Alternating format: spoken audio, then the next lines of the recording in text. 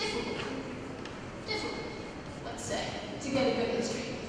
So they gave him some medications to see if they could make his heart rate increase. Atropine. It didn't help. His heart rate came up a little, but to the 40s, not good enough. And so they sent him to the cath lab to have a temporary pacemaker put in so that they could at least make sure his heart was beating while we figured out what was going on. But while he was in the cath lab, at least part of the answer came through. The lab called and said, we know why his heart is beating slowly. His potassium is 7.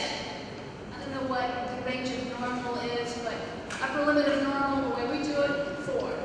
7, dangerous. And he said, and we know why his potassium is probably high.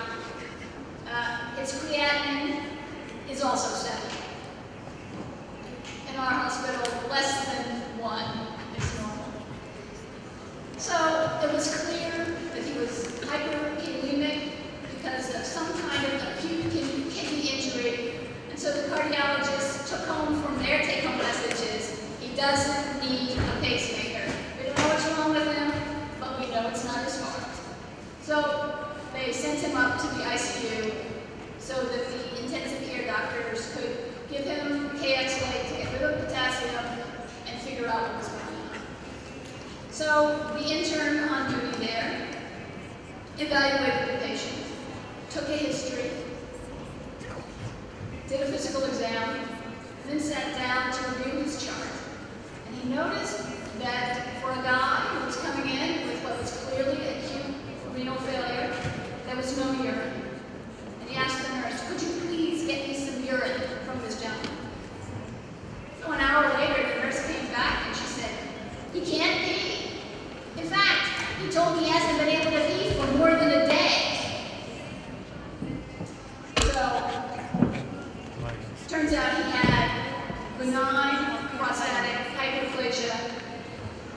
Men over 55 will probably know what this is. They slowly have difficulty passing their urine because the prostate gland, which surrounds the urethra, gets bigger and bigger and slowly squeezes the urethra closed. So Charlie hadn't been able to pee, to make urine, is the polite way to say it, because it couldn't come out. He was making urine, he just couldn't pass it. Now, when I got back, I was out of town when all this happened. When I got back, my nurse said, oh my God, your patient Charlie, he almost died, which I think is an adequate representation of the fact. So I went to the hospital and I pulled out his record and I looked through all the pages. And the very first thing documented in the chart was what Charlie had told the triage nurse. What had Charlie told the triage nurse? I haven't been able to pee for more than a day. Somehow that information never got disseminated, and it's clear, to me at least, that nobody else asked him, what's the matter? Because they all looked at the cardiac monitor, and they thought they knew what the matter was. Turns out they were wrong. Now, fortunately for Charlie, nothing terrible happened to him. He didn't die. He didn't get a pacer, nothing. He went to the ICU. He drank some KX-late. He had a Foley placed, and then had what we call a TURP, transurethral resection. And he's fine. But had anybody just asked him, we might have been able to skip a lot of those steps, and he might have literally told you what was wrong. So let's go back. So it doesn't necessarily save you time to take control of the interview. If you let the patient talk, then perhaps they will tell you what's wrong. So why else do doctors miss the story? Well, I would say that at least in the United States, we do a terrible job of teaching doctors how to do this. We do it more now, but we still don't do a great job. We tell them how to do it, and then we make them practice. And I would say that practice is the most important part. I think one of the great things about about being in television was that it taught me how to do an interview. And when you're taking a history, really you're interviewing the patient. And when you do an interview, you have to use two sides of your brain. Half of your brain is interacting with the patient. You're listening, yes, tell me more. And then what happened?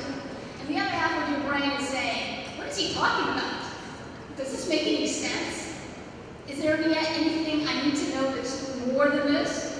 Is this enough history for me to make a diagnosis? And those two conversations, the one you're having with yourself and the one you're having with the patient, they have to go on at the same time. We don't teach doctors to do that. We should. What happens is that everybody has to learn it on their own.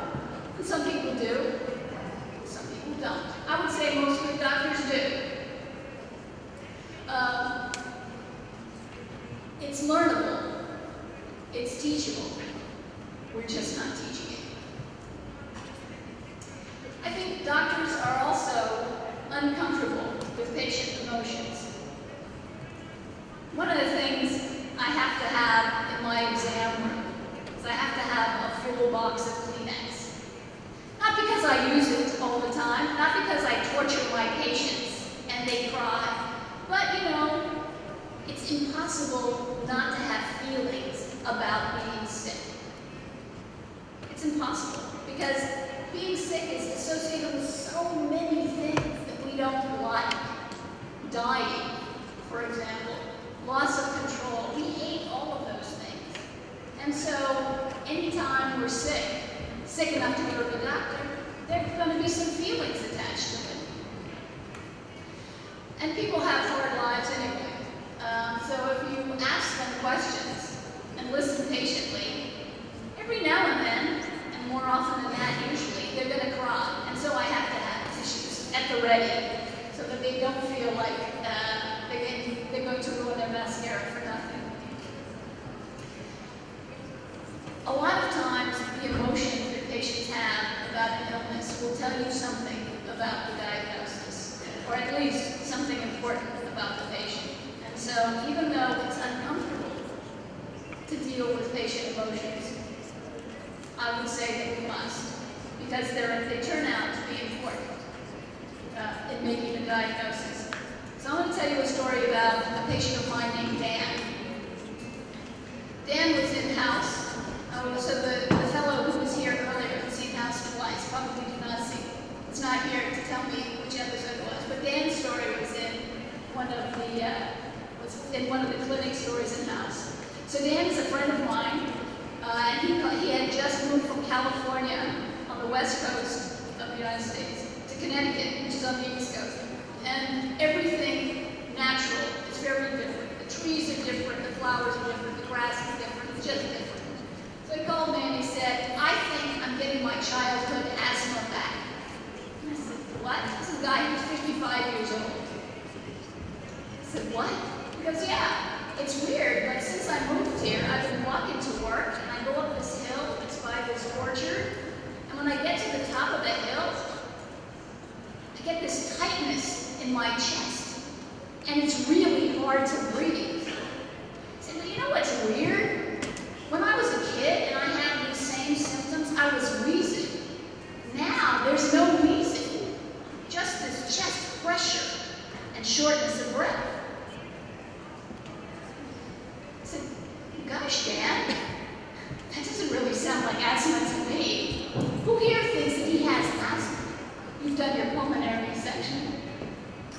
Does anybody think of a section, a part of the body that might be affected?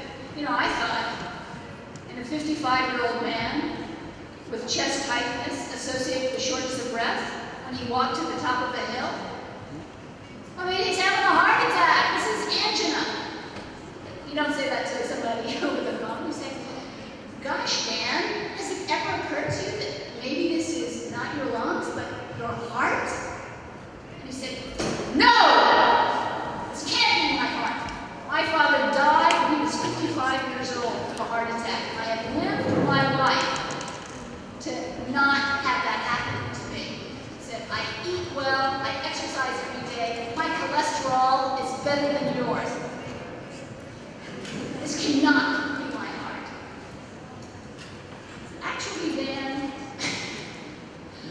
you're telling me that your father died of a heart attack really clinched the deal for me. I'm pretty sure this is your heart. So he goes to his real doctor, now that he has a real diagnosis and it's not just his asthma. And sure enough, it was his heart. He went to cabbage. He had a 3-vessel cabbage. We call them cabbages here. Is that what you call open heart surgery, cardiac bypass grafts? We call them cabbage. He had a cabbage, 3-vessel, now he's fine. He always brings me very, very nice flowers when we see each other. Now, this is a guy with a PhD. You don't have to be a rocket scientist to know that a middle-aged man who has exertional chest pain is having a heart problem. He did not want to have a heart problem. He was certainly capable of making that diagnosis on his own, as anybody in this room could have made with their eyes closed.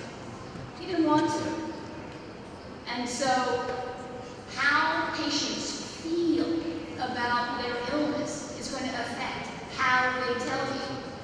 You know, if I'd been busier, I might have just prescribed him some albuterol. I always think of that, because it would have just been easier. He told me what he had. He had asthma. So, patients' feelings are slow down your schedule. Let me just say that when I have a patient cry, my schedule is off for 15 minutes.